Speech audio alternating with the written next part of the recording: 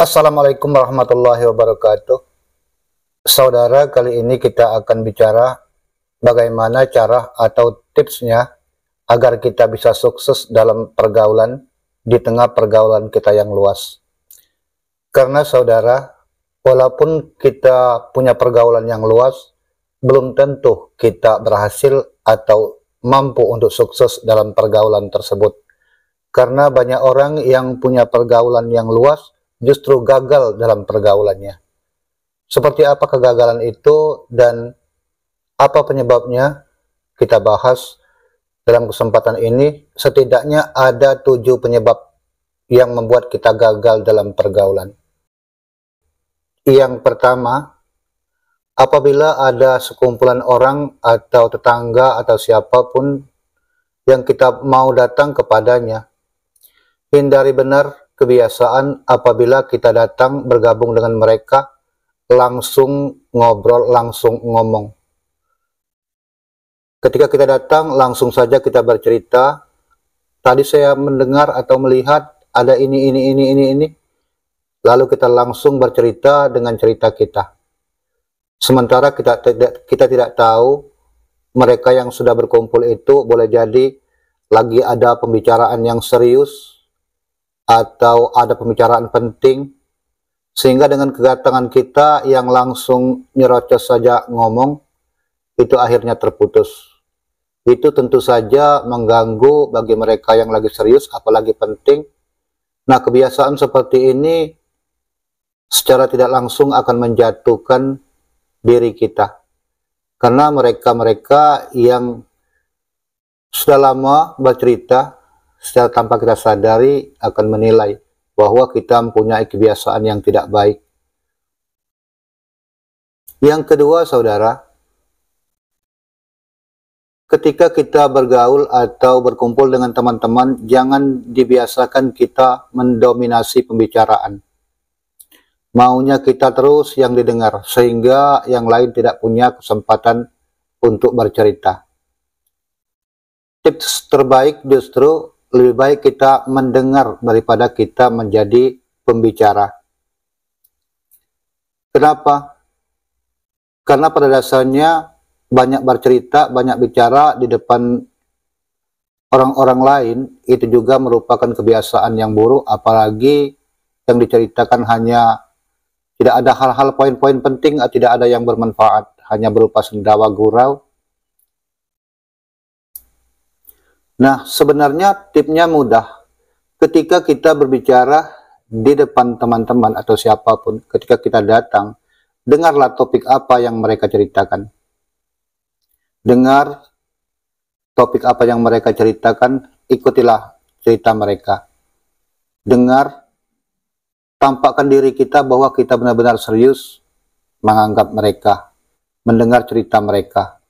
Walaupun boleh jadi tidak sehati, tidak sesuai dengan nurani kita, tidak sesuai dengan hobi kita, sehingga akal kita menolak. Namun demi suksesnya pergaulan kita, tetaplah kita berpura-pura serius mendengar dan sungguh-sungguh menganggap pembicaraan itu. Dan apabila kita memang sudah lelah, maka carilah momen untuk kemudian pergi, sehingga tetap citra kita baik.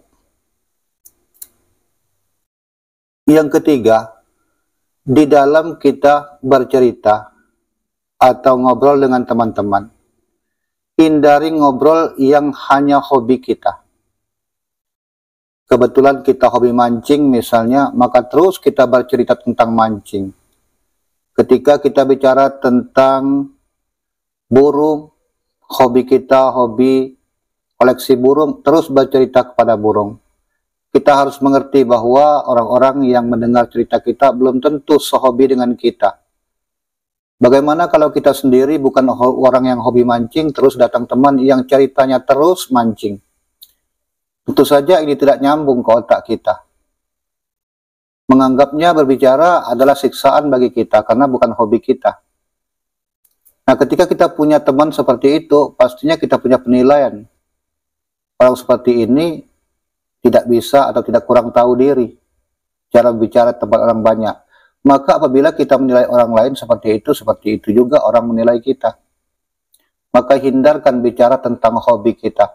Jauh lebih baik kita dengar cerita hobi mereka, kemudian kita ikuti. Sama seperti sebelumnya.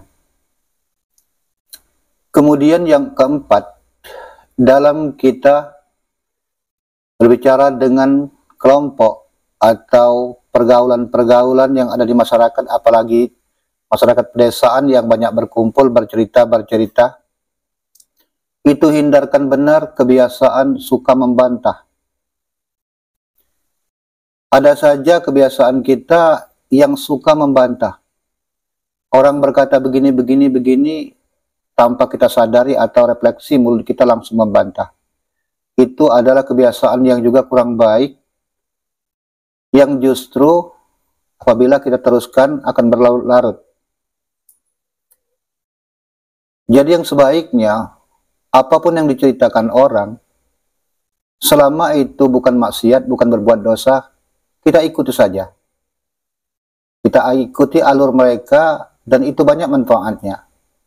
Pertama, dengan begitu kita bisa menambah wawasan kita.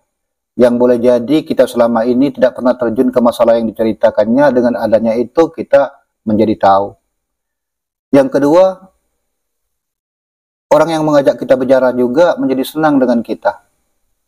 Karena dia merasa bahwa ceritanya tidak sia-sia kita dengarkan. Walaupun dalam hati kita seperti apa, dia tidak tahu. Ketika lawan bicara kita atau teman-teman sekitar kita yang bercerita dengan kita, menyenangi kita, itulah awal kesuksesan bergaul. Kemudian, yang kelima, jika kita pegawai negeri misalnya, atau pegawai yang ada gaji bulanan, ada berkumpul 5 atau 10 orang teman, lagi ngobrol-ngobrol santai di waktu sore, dan ada juga teman lain yang sama-sama pegawai, hindarkan benar bercerita masalah gaji. Karena ketika kita bicara gaji di tempat orang yang tidak punya gaji, itu sangat-sangat tidak etis. Sama saja dengan orang bercerita kekayaan, cerita harta benda di tengah orang-orang miskin. Seperti itulah kira-kira. Orang-orang yang tidak punya gaji otomatis akan diam mendengar cerita kita. Tapi diamnya mereka bukan mendengar. Justru mereka mencemooh kita karena kita dianggap tidak tahu diri. Maka hindarkan masalah itu. Lebih baik kita masuk ke cara mereka. Bila mereka bercerita tentang kesusahan, tentang ekonomi, kita pun juga seperti itu. Bukan berarti kita tidak bersyukur. Ini adalah bagian dari trik kita untuk bergaul. Yang keenam, di dalam kita bercerita, dalam pergaulan kita, hindari kita membanggakan diri sendiri. Kita menceritakan berbagai keberhasilan kita di sini, itu sangat dihindari. Karena hal itu tidak dibutuhkan oleh orang lain untuk mendengarnya, tidak ada manfaat bagi orang lain untuk mendengarnya, pun kita yang bercerita pun tidak ada manfaatnya, justru buruk dampaknya. Kita akan dianggap orang yang sombong. Kita dianggap orang yang merasa hebat. Kalau merasa hebat, artinya tidak hebat. Justru kehebatan kita yang tidak kita ceritakan kepada orang lain, dan orang lain tahu dari orang lain, itulah justru yang akan diakui oleh mereka. Bukan yang kehebatan yang kita ceritakan dari mulut kita. Kemudian yang terakhir, di tempat-tempat umum dalam pergaulan di masyarakat, hindarkan benar kebiasaan untuk bicara jorok atau bicara porno. Bicara jorok artinya refleksi lidah yang biasa menyebut sesuatu yang jorok. Sedangkan bicara porno adalah cerita yang memang diceritakan yang mengarah kepada hal-hal porno. Memang masalah hal-hal porno ini dianggap kadang-kadang sepintas kita lihat mudah untuk ditanggapi orang lain. Mudah untuk mendapat respon dari orang lain. Membuat tertawa, membuat lucu, dan lain-lain. Namun harus kita sadari juga, apabila mulut kita bercerita masalah porno di tengah masyarakat, sekalipun kita kelas ustadz yang tinggi, maka disitulah kejatuhan yang amat jauh. Karena di depan kita mereka begitu gembira mendengar cerita kita, tapi di belakang kita mereka berkata, tidak disangka dia yang kita kira alim, orang yang taat, yang fanatik, ternyata mulutnya sama saja dengan kita. Ceritanya sama saja, suka bicara porno. Maka itu artinya kita jatuh. Maka 7 hal ini saudara benar-benar jauhi. Apabila kita jauhi hal ini, maka orang-orang lain akan senang bergaul dengan kita. Orang-orang lain bukan hanya senang, tapi juga segan. Mereka tidak mampu untuk mengukur sampai di mana kepribadian kita. Mereka tidak mampu untuk melihat di mana sisi kelemahan kita. Yang mereka lihat hanyalah kebaikan, ketulusan, dan juga rahasia-rahasia yang tidak bisa mereka ungkapkan tentang karakter kita. Itulah kesuksesan. Ini saja saudara cerita dari kami. Semoga menjadi pelajaran, menjadi perenungan buat kami dan buat kita bersama. Semoga bermanfaat. Kami akhiri. Wassalamualaikum warahmatullahi wabarakatuh.